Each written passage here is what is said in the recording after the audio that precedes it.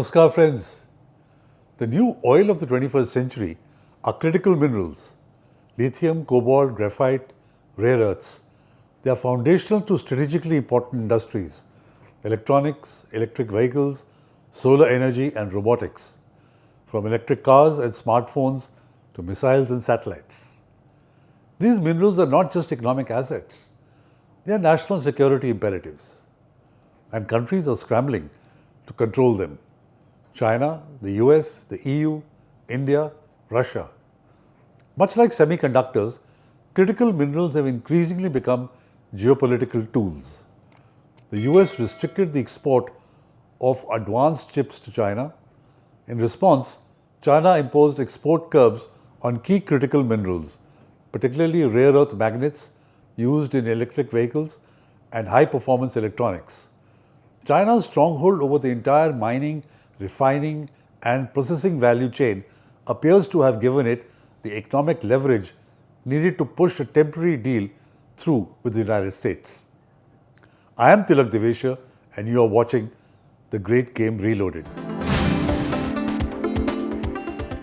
The moot question is whether, as it claims, Pakistan is sitting on an estimated $6 trillion worth of mineral wealth: copper, gold, lithium, cobalt and rare earth elements.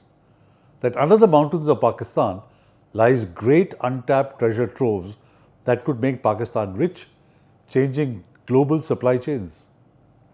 A linked question to whether Pakistan genuinely possesses commercially viable deposits of critical minerals is whether this is just gamesmanship on its part to attract attention and investment. And is the US really interested in Pakistan, or is this more of a strategic move by the US to apply pressure on India? If Pak media is to be believed, Pakistan bristles with mountains of minerals containing lithium, copper, rare earth elements and others. However, exploration is at an infant stage, and the reality could well be different, as in the case of claims of discovering huge reserves of oil and gas. Let's first understand what we are talking about. Rare earths are rare not just because they are hard to find, but hard to mine, hard to refine, and almost impossible to replace. For these reasons, they could lead to a resource war of the 21st century for critical minerals. But this isn't just about minerals, it is about the future of global power. Because these minerals are critical for clean energy technologies, lithium for electric vehicles, batteries, neodymium for wind turbines, defense systems, guidance systems, radar, advanced fighter jets, digital technology, smartphones, semiconductors, AI servers. Think about it. Whoever controls lithium controls electric vehicles. Whoever controls rare earths controls AI. Whoever controls cobalt controls energy storage. The crown jewel, Reko Diq in Balochistan, one of the world's largest undeveloped copper-gold deposits. Reserves are estimated to be 5.9 billion tons of ore, and the value nearly $500 billion. But for years, Reko Diq has been trapped in legal disputes, poor governance and corruption allegations. The results? The decades of lost opportunities. Reko Diq was discovered in 1993. It's 2025 today, and extraction hasn't started at commercial scale.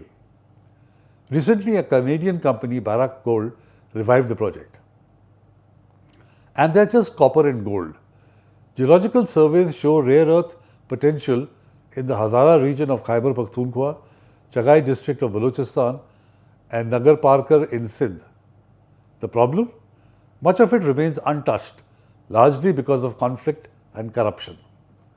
Most mineral-rich zones are in conflict areas. Balochistan has faced a 70-year insurgency. Foreign companies fear operating there. Locals resent state control. Mining rights often sold without public consultation. Profits vanish before they reach communities. The result? Minerals go out, locals get nothing. No jobs, no infrastructure, just environmental damage and more resentment. Right now, China dominates the market, controlling 60% of rare earth mining, over 80% of refining, and most of the world's battery-grade lithium processing. So if you want to compete with China, you need your own mineral supply. Globally, the race for critical minerals is heating up. US wants to diversify away from China. EU is building its own supply chains for the green transition.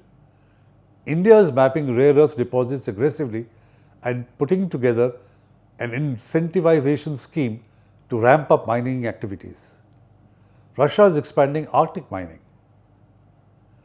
In April 2025, Islamabad hosted the Pakistan Minerals Investment Forum that saw participation from major international companies and government officials from the US, China, Saudi Arabia, and other nations. Prime Minister Sharif talked about, and I quote, an integrated policy where the investors mine raw material, have downstream industry, convert them into finished goods, and then export it out, unquote. The Americans came with a clear message, underscoring Washington's strategic interest in Pakistan's mineral sector, signaling a push for long-term cooperation in the development of these resources, key to American advanced technologies.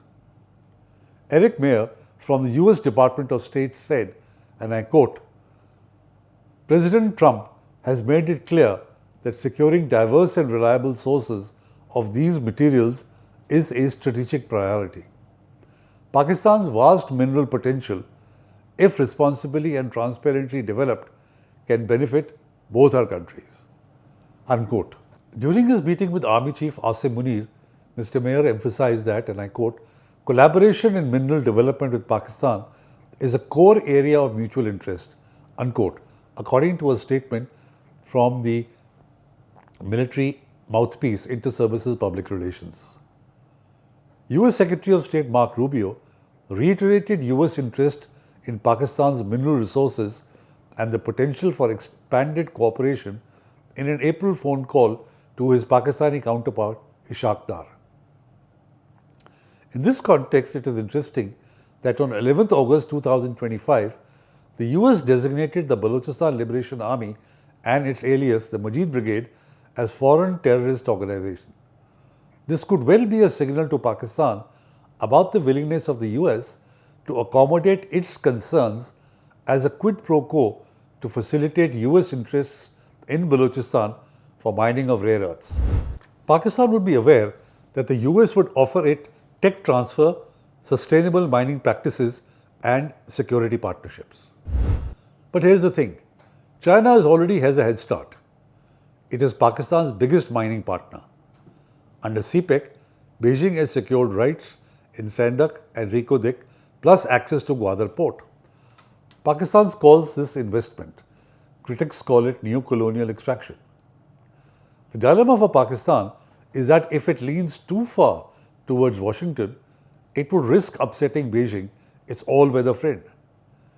If it remains locked into China's orbit, it risks losing out on the US funds in other areas as well. Also, if Pakistan remains dependent on Chinese extraction without local value addition, it will remain just a supplier of raw material, a neo-colonial model. This is not just about economics or even minerals, but about geopolitics with minerals as leverage instead of Pakistan's geographical location. The one mineral that could be a game changer is lithium. Used in EV batteries, renewable energy storage, and even aerospace systems, demand is set to triple by 2030.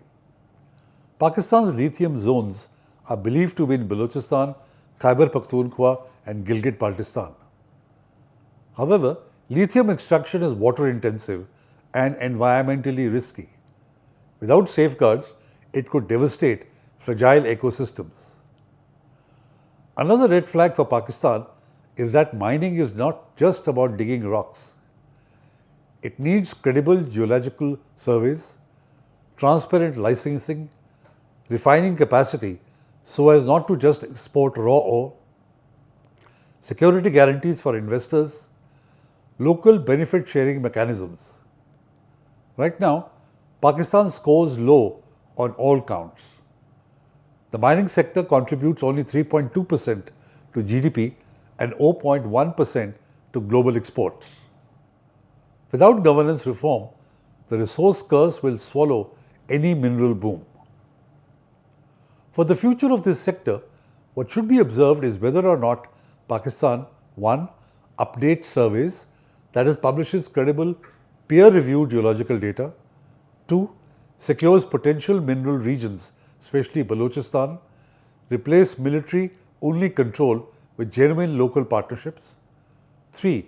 Diversify investors, open to the US, EU, Gulf, not just China. 4. Transparent contracts, ensuring no secret deals and public oversight. 5. Build refining capacity to enhance value of minerals, skill building and value addition. Without these, even if critical minerals are found in sufficient quantities, Pakistan would remain an exporter of only raw material with no value addition. A crucial question is what the critical minerals game will mean for the Baloch and the Pashtuns, since the minerals seem to be located in their provinces. Will they face further brutalization in the search of these minerals, or will they reap the benefits of their mineral riches? Security will be another key concern in these provinces. For any investment to succeed, the government will have to guarantee safety, equitable resource sharing, and transparency. The choices Pakistan makes now, in case minerals are found, would include who it partners with, how it manages extraction, whether it builds or sells its future will shape its destiny. Because whoever controls the minerals controls the machines. Whoever controls the machines controls the future. Thank you for watching. Do like, share and comment. See you again soon with another topic. Until then, I am Tilak Devasher. Namaskar and Jai Hind.